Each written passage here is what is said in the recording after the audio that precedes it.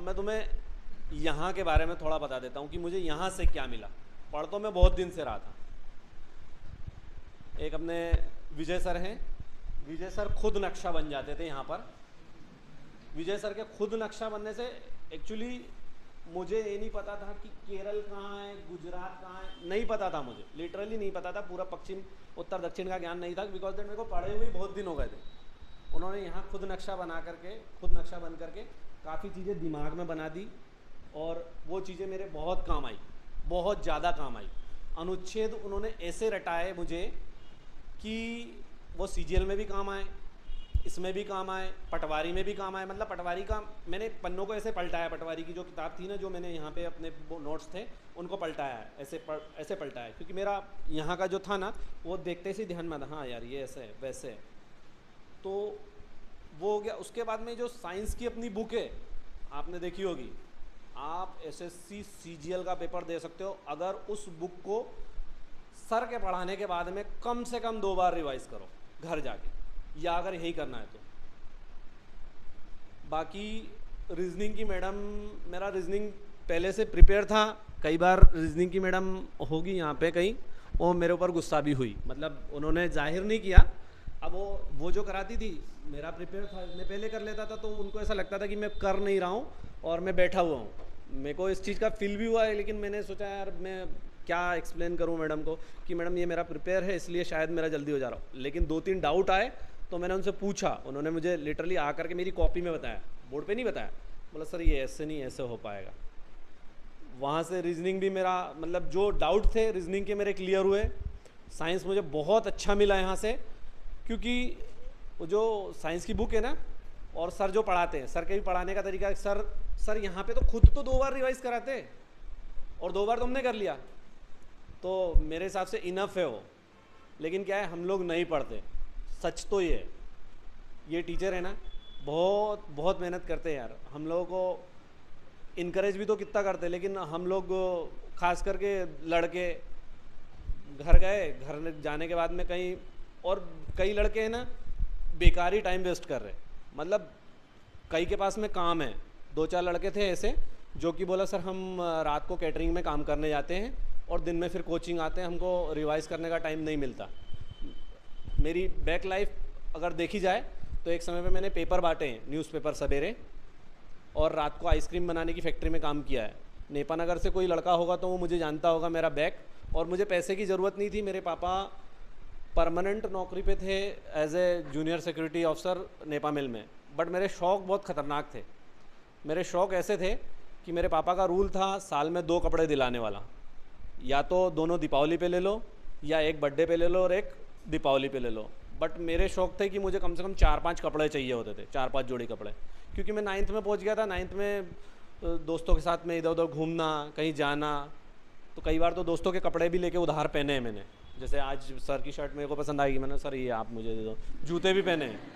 आजकल नहीं चल रहा है ऐसा ट्रेंड, आजकल मम्मी पापा के ऊपर बहुत प्रेशर डालते हो, बच्चे बहुत प्रेशर डालते हैं। मेरा बेटा अभी 9 साल का है, उसको चाहिए होती है हर चीज़ सेपरेट। पहले के मैं, मतलब तुम्हारे से लगभग डबल उम्र होगी, यहाँ पे 20-22 साल के बच्चे होंगे लगभग आप लोग, मेरी 40 रनिंग चल रही है। उस ज़माने में भाई की शर्ट पहनता था, जूते पहनता था, सबसे मतलब एक दूसरे का शेयर करते थे। आजकल शेयरिंग बंद हो गई, और कुछ शेयरिंग ये बंद करवाने का श्रेय कोरोना को भी चले जाता है। उन्होंने भाई को दुश्मन बना दिया है, मम्मी पापा का टॉवल नहीं यूज़ कर रहे बच्चे। तो पुरानी परिस्थितियाँ तो बहुत ख़तरनाक थी, उनके बारे में सोच करके कोई फ़ायदा नहीं है, क्योंकि वो दिन निकल गए। भगवान ने मेहनत का फल दिया है, और मेरा आप लोगों से अनुरोध है कि मेहनत करो। मेहनत मतलब गेती फावड़ा लेके मेहनत करने वाली मेहनत की बात नहीं कर रहा हूँ मैं। मेहनत 2 प्रकार की होती है, एक दिमागी मेहनत होती है, एक शारीरिक मेहनत होती है। आप लोग ऐसे संस्थान में बैठे हो जहाँ पे आपको थोड़ी सी दिमागी मेहनत करनी है। मतलब 60% आपको जो बुकें हैं ना, 60% उसमें मिल गया, ठीक है, और 15% यहाँ पे जो समझाते हैं ना वो मिल गया। मतलब 75% आपको यहाँ से मिल चुका है, 25% मेहनत करनी है। सर ने, जब मैं आया था, हमारा बैच शुरू हुआ था पटवारी का, उस क्लास में बैठते थे हम लोग। सर ने कहा था कि इस बुक को 5 बार करना है। लिटरली बता रहा हूँ, मैं 5 बार नहीं कर पाया, मैंने 3 ही बार किया। और कुछ सब्जेक्ट ऐसे थे कि यहाँ पे नहीं पढ़ पाया, किताब में भी नहीं समझ में आ रहे थे, तो सर ने बीच में पटवारी के टाइम पे वीडियोस चलाए थे। सर अपने एम्पेरिकल इंस्टीट्यूट के जो ऐप है उस पर वीडियोस डालते थे और वो वीडियोस में रात को देखता था। मेरे पास घरेलू कामों के वजह से और मेरे फादर की तबीयत बिगड़ गई बीच में, उसकी वजह से समय नहीं था, तो मैं रात को देखता था, कमेंट्स करता था। परसेंटेज का एक ही फार्मूला है, पूरा परसेंटेज आ जाएगा उससे पूरा। ये मेरे को बहुत दिन बाद समझ में आया। वो सर के बार बार वीडियो देखी, मैंने कहा यार यही तो है, पूरा ही इसमें है परसेंटेज, एक ही चीज़ पे। तो बहुत दिनों बाद समझ में आया, वो 3-4 शिक्षक चेंज करने के बाद समझ में आया। मतलब मेरी जो गाड़ी थी ना वो गलत पटरी पे चल रही थी, मतलब रोड मेरे को सही नहीं मिल रहा था।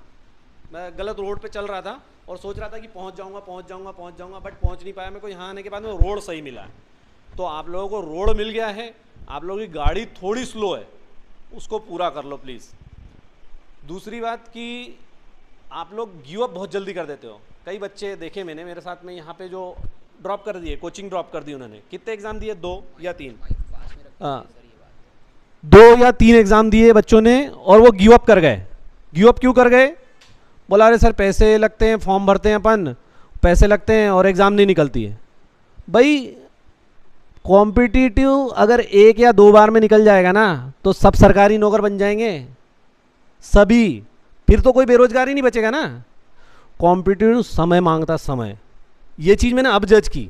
मैं भी पहले ऐसा सोचता था कि यार अब बहुत हो गया, ख़त्म करो, अब नहीं हो पाएगा, अपने से नहीं हो पाएगा। हार चुका था मैं यहाँ आने से पहले। बैंक के 3 बार पेपर निकले हैं, एक बार हाफ, एक बार 0.75 और एक बार तो अंग्रेजी में डब्बा ही गोल था। तो मेरा गिव अप कर दिया था मैंने, और वाकई में ऐसा होता भी है, गिव अप करने का मन होता है। बट लेकिन आप लोगों के पास में ऐसी कोई समस्या नहीं कि आप लोग गिव अप करो। आप लोगों के पास कमाने के लिए कोई टेंशन नहीं है अभी फ़िलहाल कि आपको पैसे कमाना है या काम करने जाना है। आप लोगों का एक ही लक्ष्य, पढ़ना है। तो फिर आप लोग क्यों गिव अप करोगे यार? और बोलते हो ना कि पैसे लगते हैं, पैसे लगते हैं। अरे मत खरीदो ना टी शर्ट, मत खरीदो जीन्स, क्या होगा? किसको दिखाना है अपने को कपड़े? मैं बता रहा हूँ लिटरली, मेरी वाइफ को 2 साल हो गए, मैंने 2 साल से मेरी वाइफ को साड़ी नहीं दिलवाई है। मैं रिटायर हुआ था, उसके बाद में मेरी 63 से सीधे मेरी 29,000 रुपये पेमेंट हो गई, जिसमें मैंने गाड़ी ले रखी है, घर भी चलाना है, बीच बीच में कुछ ना कुछ काम आ ही जाते हैं। फॉर्म भरता हूँ हर महीने कम से कम 2 से 3 फॉर्म। ये मान के चलिए आप 2 से 2,500 रुपये मैं कैफ़े वाले को देता हूँ, फिर एग्ज़ाम देने जाता हूँ, पैसा मेरा भी खर्चा होता है। बट गिव अप करना कोई उसका हल नहीं है ना। अपनी आवश्यकता को कम कर रहा हूँ मैं, और किया मैंने। मैं देखा होगा आप लोगों ने, शायद 3 या 4 ड्रेस पे ही इधर कोचिंग पे बदल बदल के आ जाता था। मुझे नहीं आती शर्म। ये शर्ट है ना और ये पैंट, जिस दिन वर्दी, अगर तुम लोगों ने किसी ने वर्दी धारण कर ली, कोई MP कांस्टेबल बन गया, कोई SI बन गया ना, तो ये सिविल कपड़ों से तो तुमको लगाव ही ख़त्म हो जाएगा तुम्हारा। सिविल कपड़े पहनने का मौका ही नहीं मिलेगा। तो आज भी इनसे ज़्यादा प्यार मत करो। आप लोगों ने देखा होगा मेरा बड़ा भाई TCS में है, अप्रॉक्स 1,20,000 उसकी तनख्वाह है, 98 हाथ में लेता है पर मंथ। उसका पहनावा अगर तुम देख लोगे तो किसी एंगल से नहीं बोलोगे कि यार ये इंजीनियर है।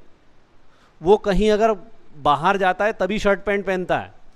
उसके अलावा जैसे मार्केट वार्केट जाता है ना, वो लोअर और एक नॉर्मल वाली टी-शर्ट डालता है वो, और साधारण सी चप्पल। जो एक लेवल पे पहुंच गया ना, वो मेंटेन करने में खर्च नहीं करता है, वो फिर अपना स्टेटस मेंटेन करने में खर्च करता है। ये दिखावा है। आप लोगों को लिटरली बता रहा हूँ, फॉर्म भरो।